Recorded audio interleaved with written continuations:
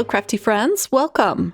I'm going to be playing with stencils today, and I have some new stencils from Spellbinders. They were just released today, March 10th of 2023, and I'm going to be making up 3 cards with these new products.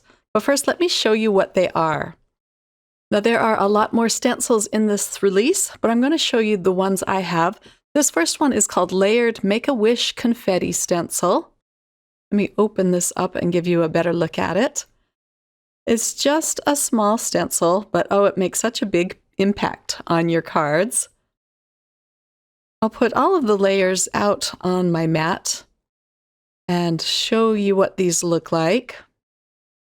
They are numbered. They have a small number in the bottom left corner so you know which goes first and so forth. But there's the first stencil and the second. Let me move these over so you can see all 4, and here's the third and the fourth. It also comes with a mask. Let me show you this. You can put it over the Make-A-Wish sentiment if you just want the polka dots on your card. There is a coordinating die that will cut out Make-A-Wish if you want it. However, you can just purchase the stencil separately. But I always love having the coordinating dies. So let me open this up and show you. This just makes the whole set a little more versatile. One of the cards I'm going to create will just have the sentiment and not the polka dots around it. I'll show you that one in just a bit, but it just perfectly cuts out the sentiment. The other stencils in this release say hello, thank you, and for you, and they're all just beautiful too. And then there's another stencil, and this one is called Puffy Dot Stencil. In my opinion, this size of polka dots is just perfect for greeting cards. And with this stencil, you can create 2 panels at once, 2 A2-sized panels at the same time. And I'll show you that here in just a minute as well. But let's start off with card number 1. I have a sheet of Neenah Solar White 80-pound cardstock, and I just tape the stencil down onto it. You can ink the corners of these stencils to give you a guide so you'll know where to put stencil number 2 and so forth. So I'm doing the lightest color first, and then we can just start building on this color. While I have this big piece of paper out, I'm going to make a separate sentiment stencil. So I'm coming in with some pink for that one as well. I'm not going to worry about inking in the polka dots for this second stencil. Okay, here is the second layer, and I'm going a little bit darker.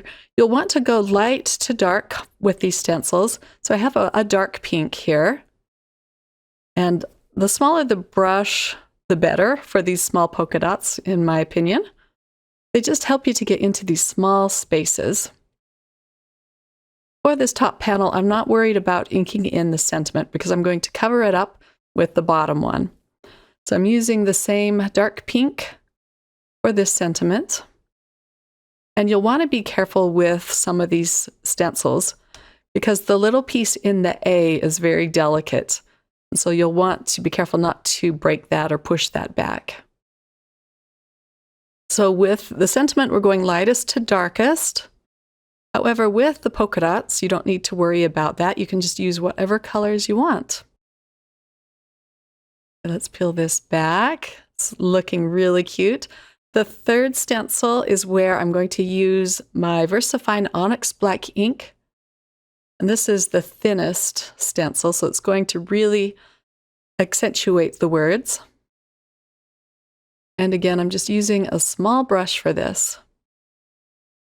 And with this ink, it does make your stencils really messy, and it might stain it a little bit, but that's perfectly okay. It's still usable. Now let's peel this back and you can see how cute this sentiment is turning out. Just love it. And now for some more polka dots in the top panel. I'm just using a little bit of blue for this.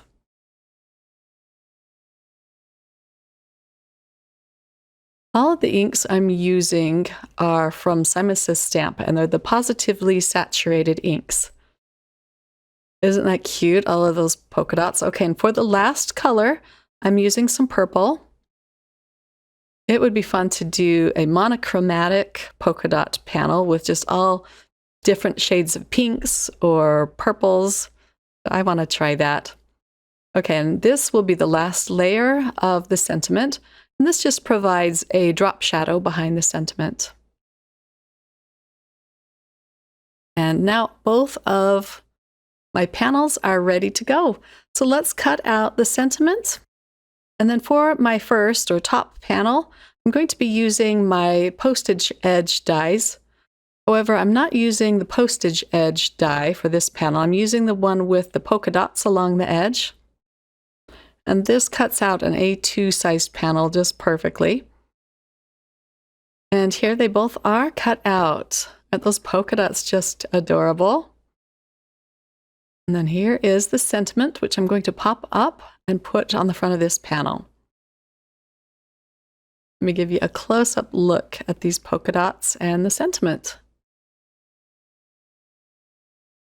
Now let's start putting this card together.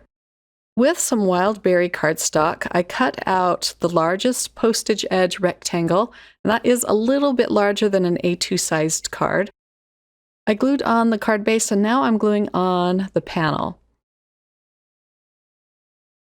And then you can see the cute postage edge decoration around this panel. And the wild berry just matches the pink ink, the dark pink ink, perfectly. For my sentiment, I'm using some of the Spellbinders pop-up foam in white. I can open this package here. So I'll use my scissors and just cut off a little bit of this foam sheet. And I'll take it off camera and run it through my die cutting machine. And this will provide some even dimension behind the sentiment. You could, of course, use foam squares or whatever you'd like, or just glue it down flat. But I just wanted to prop it up just a little bit with this foam. I'll glue this on with some liquid glue, and then I'll put liquid glue on the back and attach it to my card.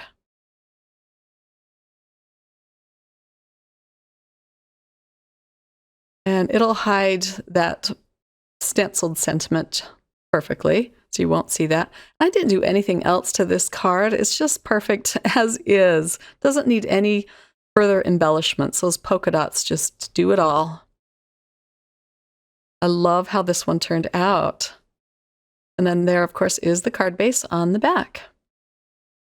For my next two cards, I'm going to be using the Puff Dotty stencil. And as you can see, I taped two panels onto the back. They're both 5.5 by 4.25. One is pink sand and the other one is dune. It's kind of a craft cardstock. And I'll start with some white pigment ink and just go across the tops of both of these panels. I'm also using some Distress Oxide ink. This is nice ink to use on your colored cardstock because it sits on top of the paper. It won't sink in and disappear like your dye inks will. And I'm using I used a white and then a light pink, and now I'm using a dark pink at the bottom. I'm trying to get a very smooth transition between these three colors. Okay, now we can reveal what the panels look like. You peel off the stencil, and oh, I just love how this turned out. So here's the dune cardstock, and here is the pink sand. Okay, let's get into card number 2 now. I'm going to start with the dune cardstock panel. And I cut this down so it's a little bit smaller than an A2 sized card. And I'll attach it to a white card base. So this will leave a little bit of a white border around it. The sentiment comes from the Everyday Sentiments from Simon Hurley and Spellbinders. I love these. Been using them a lot lately. I cut out the shadow, of course, with white cardstock, and then the words I cut out with some more of the dune cardstock and colored it in with the picked raspberry. This flower comes from the large die of the month club from January. This set sold out super fast. I don't know if they're going to restock it. I hope they do because these florals are just gorgeous. So I'm just going to put a little flower underneath the sentiment and 2 leaves. And I'm just gluing them down flat. You probably can't hear it, but I have a tree next to my window in my craft room. There's the cutest little bird chirping out there. I am so excited for spring, and I love making springtime cards. I usually pop up my flowers with foam squares, but lately I just glue everything down flat. And here is a close-up look at card number 2. With these stencils, you can make up some quick and easy, but yet very impactful, beautiful greeting cards. For card number 3, I'm going to use the pink sand panel, and again, I cut it down a little bit so there'll be a white border around the edges. And I'm using some balloons from an older set. This one was the die of the month from March of 2022. And there's 3 different balloons in this set. I'll link this if it's still available. I cut out the strings with black cardstock, and I'll just glue those down. I put glue on them, and then I dabbed off the excess glue on that piece of scrap paper that you see at the left. And now for the pink heart balloon and its string. And again, I like to dab it off on the scrap paper and then bring it to the panel. So this sentiment, again, came from the stencil. Oh, I am going to trim off the ends of the strings to the end of the pink sand cardstock. There we go. So I created this sentiment using some green inks and a little bit of pink and then the black VersaFine Onyx Black ink. And I'm going to glue this one down flat, added a few gems, and here is a close-up look at card number 3. It's fun to dip back into your supplies and use older die sets. I'll provide the links to this layered stencils collection in the description box so you can check all of them out, as well as all of the extra supplies that I brought in to create my 3 cards today. And again, these are on sale as of today in Spellbinders online shop. Thanks for watching, everyone. I hope you enjoyed this video. Have a wonderful day. Bye.